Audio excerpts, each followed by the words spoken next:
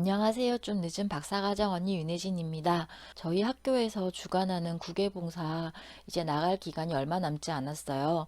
이제 개인적인 것들을 조금씩 챙기고 있는데요. 그 중에 가장 중요한 게 하나가 환전이더라고요.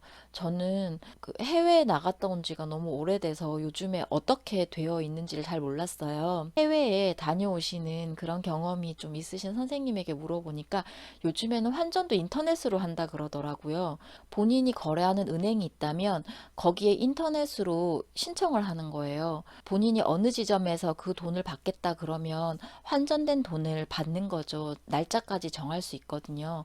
저도 환전을 어떻게 하느냐에 따라서 금액이 많이 달라진다라는 건 알고 있었어요. 그래서 그 선생님 말씀을 토대로 인터넷으로 이렇게 찾아보니까 어플리케이션 중에서도 금융 관련 어플리케이션들이 있잖아요.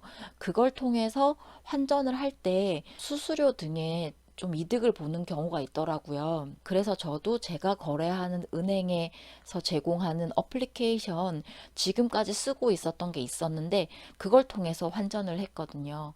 그리고 받는 지점은 제가 걸어서 갈 수 있는 가까운 곳에서 받도록 그렇게 신청을 했어요. 제가 작은 금액에 대해서 수수료 없이 송금하던 그런 어플리케이션이었는데 이렇게 환전할 일이 없었으니까 환전 관련 서비스를 제공하는지도 몰랐던 거죠. 그래서 요즘처럼 많은 것들이 제공되고 있는 시대에는 잘 몰라서 못 쓰는 경우들이 많거든요.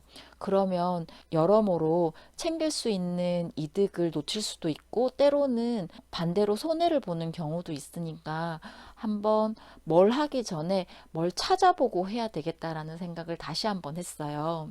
그리고 환전을 할 때도 그 나라에 가는 돈을 직접 환전을 할 것이냐, 아니면 원화를 달러로 바꿔서 그 달러를 다시 현지화로 바꿀 것이냐, 이런 것도 선택할 수 있거든요. 제가 또 다른 분들에게 이야기를 들어보니까 국제적으로 많이 통용되는 통화가 아니라면 달러로 바꿔서 현지에 가서 현지화로 바꾸는 게 그래도 수수료에서 좀 이득을 볼 수 있다고 하더라고요. 그리고 최근에 동남아 등을 다녀오신 저희 부모님에게도 한번 여쭤봤어요. 현금을 얼마나 가져가야 되고, 그리고 어떻게 관리를 하셨냐고 물어보니까 비슷하게 말씀하시더라고요.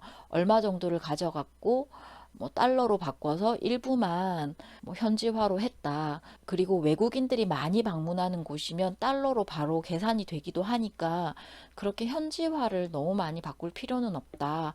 이렇게 말씀을 하시더라고요. 그래서 먼저 경험한 분들의 그런 말씀을 조금 들으니까 어떻게 하면 되겠다 감이 잡히니까 참 좋더라고요.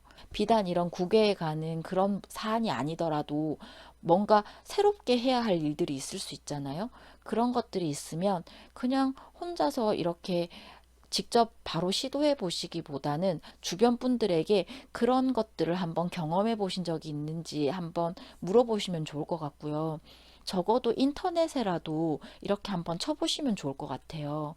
그리고 뭔가 관공서에 관련된 공적인 사안이라면 해당되는 부서 같은데 또 전화해서 물어보는 것도 좋을 것 같아요. 요즘 시대에는 정말 너무 많은 정보들이 있기 때문에 어떻게 해서든 그 정보에 닿는 그것 자체로도 크고 작은 이득을 보실 수 있으니까 참고하셨으면 좋겠습니다.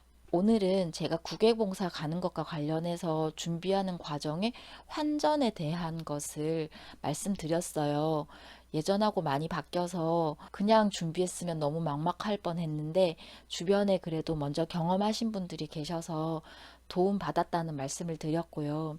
이런 것처럼 여러분께서도 뭔가 새로운 것을 해야 할 때는 주변 분들에게 아니면 인터넷에라도 한번 검색을 해보시고 물어보시고 그렇게 정보를 조금이라도 취해서 하시면 조금 더 나을 거다 이런 말씀 드렸습니다.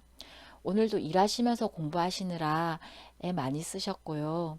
여러분의 대학원 생활을 응원합니다. 오늘도 제 말씀 들어주셔서 고맙습니다.